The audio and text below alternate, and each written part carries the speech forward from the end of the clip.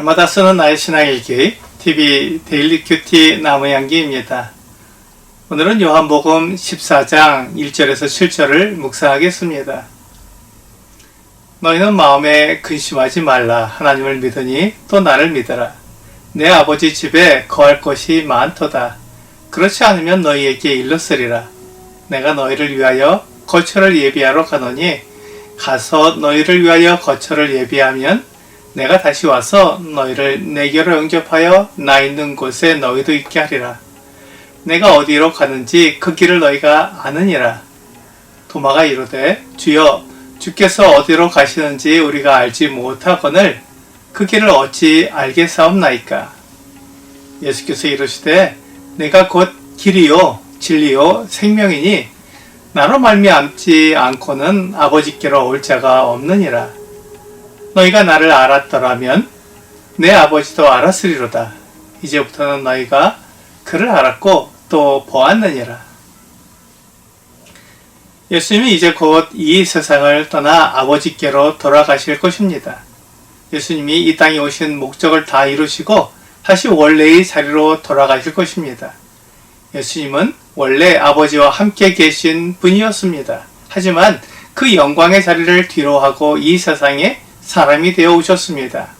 예수님은 아버지와 함께 온 우주를 다스리는 분이었지만 사람의 죄를 대신하는 제물이 되시려고 이 세상에 오셨습니다.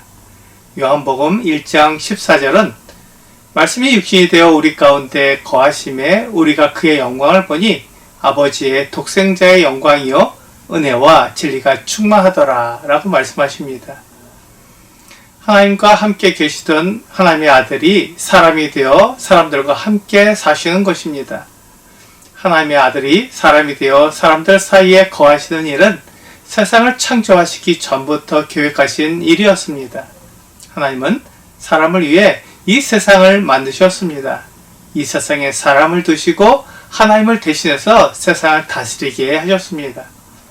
사람이 하나님의 영광을 나타내게 하실 것입니다.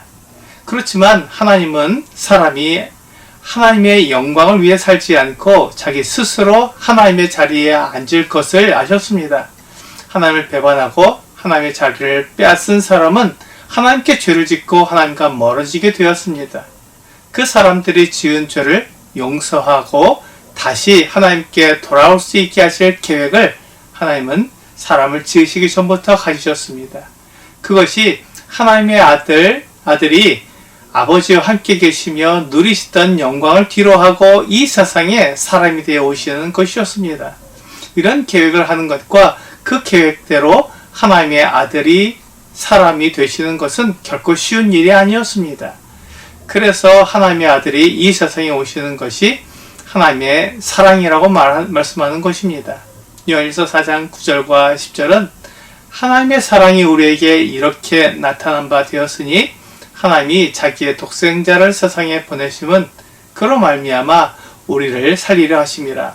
사랑은 여기 있으니 우리가 하나님을 사랑하는 것이 아니요 하나님이 우리를 사랑하사 우리 죄를 속하기 위하여 화목제물로 그 아들을 보내셨음이라 라고 말씀하고 있습니다.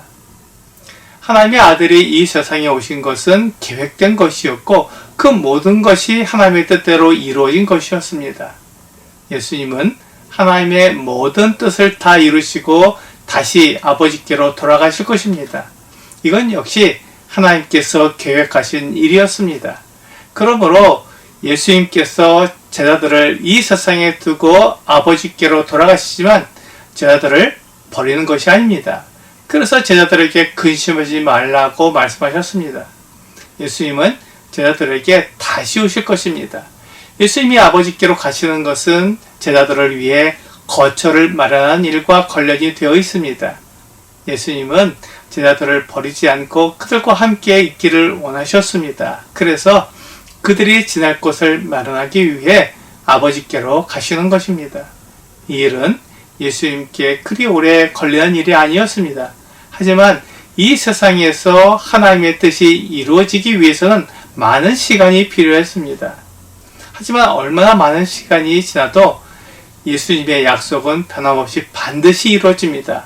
본문 3절은 가서 너희를 위하여 거처를 예비하면 내가 다시 와서 너희를 내게로 영접하여 나 있는 곳에 너희도 있게 하리라 라고 약속하셨습니다. 예수님은 이 약속을 반드시 이루실 것입니다. 토마는 주께서 어디로 가시는지 알지 못하기 때문에 그 길을 알지 못한다고 말했지만 그 길은 우리가 찾아가는 것이 아니라 예수님이 우리를 데리러 오시기 때문에 우리는 예수님을 기다리면 되는 것이었습니다. 하지만 우리는 그 길을 찾기 위해 애를 쓰고 있습니다. 이 세상에서 예수님 외에 다른 길은 없습니다. 그래서 예수님은 내가 곧 길이요 진리요 생명이라고 말씀해 주셨습니다. 그러므로 우리는 예수님이 약속하신 것을 믿고 그것이 이루어지도록 기다리면 됩니다. 예수님은 우리의 길이 되십니다. 내가 하나님께 나아갈 수 없지만 예수님은 나를 데리고 하나님께 나아가는 길이 되십니다. 예수님 없이 나 스스로 하나님께 나아갈 수는 없습니다. 내가 어디로 가야 하고 그 길이 어디에 있는지 알지 못하기 때문입니다. 토마는 우리의 상태를 정확히 말했습니다. 그렇기 때문에 우리에게 예수님이 필요합니다. 예수님은 우리의 길이 되십니다. 뿐만 아니라 그 길을 가기 위한 진리와 생명이 되시는 분입니다. 예수님을 통해 진리를 알게 되고 생명을 얻게 됩니다. 나는 사탄이 내 귀에 말하고 내 마음에 말하는 소리를 진리를 알고 따르는 사람입니다. 내 육체를 위해 살면 되는 줄 알았지만 그것이 진리가 아니라는 것을 알게 되었습니다. 내 생각과 내 마음을 따르는 길은 내게 진리와 생명을 얻게 해주지 않으며 나를 하나님께로 인도할 수 있는 길이 될 수 없습니다. 오늘의 적용 질문을 보겠습니다. 예수님께서 마음에 근심하지 말라고 말씀하신 이유는 무엇입니까? 예수님께서 이 모든 것을 계획하셨습니다. 오래전부터 이 일을 이루기 위해 준비하셨습니다. 그리고 이 모든 일을 이루셨습니다.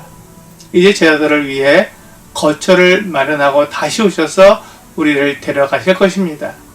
주님은 친히 길이 되셔서 우리를 하나님께로 인도하실 것입니다. 오늘 나의 길과 진리와 생명이 되신 주 예수님으로 인해 근심하지 않고 예수님이 약속대로 다시 오시기를 기다리는 여러분과 제가 되기를 주 예수님의 이름으로 기도합니다.